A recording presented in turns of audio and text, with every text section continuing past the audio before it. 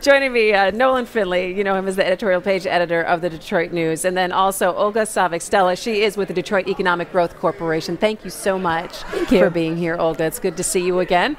So, we've talked about a lot so far, and it's only the first couple of hours of the conference, huh? What are you looking forward to seeing this time around these next couple of days, Olga? Yeah, I'm interested in hearing what people's perspectives are about the revitalization that's happening in the city of Detroit. When you're in the thick of it, you know, and you're experiencing it, you have one view. And I think it's helpful to hear what the rest of the state is talking about and how they're viewing what's going on in the city.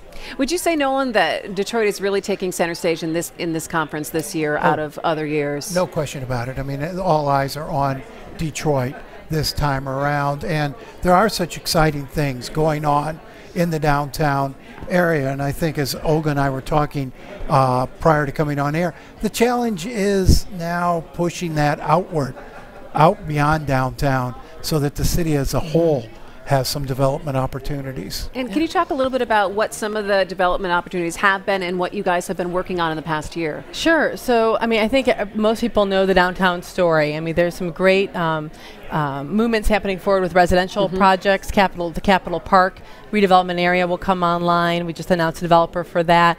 There's a great housing boom happening in Midtown. We're nearing 100% rental occupancy in the downtown. And then the business story is phenomenal. We've had several Grand Rapids firms move downtown, open second offices in the last couple months. Obviously the Quicken story. So all of those good things, with the big anchor institutions and what they're doing. But there's also growth happening in the industrial areas. I was telling someone the other day, we've seen more interest from automotive suppliers in the last 5 months than I have in the 4 years I've been in the job. And so you can really start to see manufacturing picking up, and you can also see momentum in food manufacturing. But the activity around Easter Market is phenomenal. But Olga, you also have had to turn away some of those mid-size manufacturers, particularly auto suppliers who need to gear up in a hurry, who need to build in 12, 13 months. And despite the fact that you have all that vacant land, you can't necessarily assemble a 40-acre parcel for a small or mid-sized manufacturer plant on the timetable many of these folks want. Yeah, what we're finding is that it's easier to slide people into existing manufacturing space. So the American Axle, reusing the American Axle space or the former Arvin Meritor space. And to Nolan's point, because so much of the vacant land in the city are individual residential parcels, we don't have, people come kind of expecting 100 acres ready to go, and we're not quite there. There are a couple large parcels that we have been marketing. The economics are still kind of in the favor of people reusing good vacant industrial space, like at the Gateway Industrial Park or in Southwest Detroit. Would you say that that is the biggest roadblock that you have, or the toughest part of your job, is that you can't get people in right away if they do need that? It is part of it. I would say the financing is really, it's very hard to get senior debt on projects in the city. So you can be a manufacturer with customers, and orders ready to go, and getting that working capital that you need, or getting the senior debt to be able to do that expansion project for your business, that across the board, whether you're downtown or in the neighborhoods, is the #1 challenge. And then I would say to attracting big new users, real estate in general, closing the gaps on real estate development, assembling the large parcels is also an issue. You still got some big, giant vacant buildings right in the core of downtown. Thinking of the Free Press building, for one. There's some others that are just sitting right there, as white elephants in the midst of all this activity. What's the potential for those buildings, and how long before we see them occupied or put to some sort of use? It's hard to speculate, and a lot of that is just because the market is changing so quickly, and I think a lot of it has to do with the success of the projects that are in the pipeline. When the Broderick Tower opens with their rental units, I think the developers will really start to judge what the opportunity is by how fast those units lease up.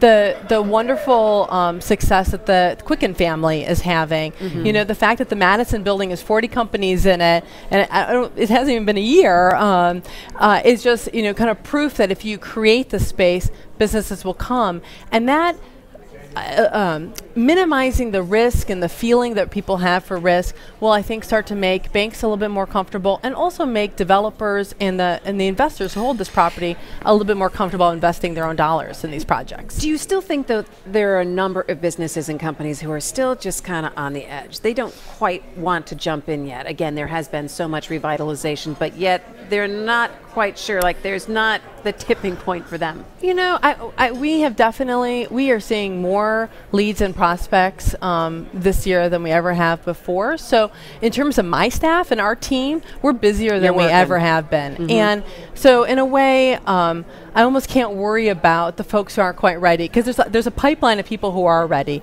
This interest from Grand Rapids with Lambert Edwards, Atomic Object, Mindscape, you know, all these firms that are really seeing Detroit as a jumping off point for markets in Canada or in Toledo, you know, Goodby Silverstein expanding their presence. So I think it just takes a couple. It takes a couple very vocal CEOs. It takes a couple firms that are really able to tell their story of growth. Skidmore Studios is a great example of that. They've been doing very well since they've moved downtown. Olga, is there any sense that this is the ground floor, that this is the time when you can get a bargain, an opportunity, and in 5 years from now might not be there? I think so. And I think that people are also, there's the value, and it's an amazing value. You have access to all these cultural amenities, to all this research and R&D, to the talent, you know, to all of that big city feel at very affordable prices. What is it, about $10, $15 a square foot in a lot of these That's buildings? about right. Yeah, it's about right. And the buildings are beautiful, and there's a lot of people. You can feel you're part of something. You feel the excitement, and you get to be part of something, you know, from the start. And I think that people are very excited about that. All right, we look forward to hearing some more news. Olga Savic Stella from the DEGC, thanks so much for joining us. We appreciate it.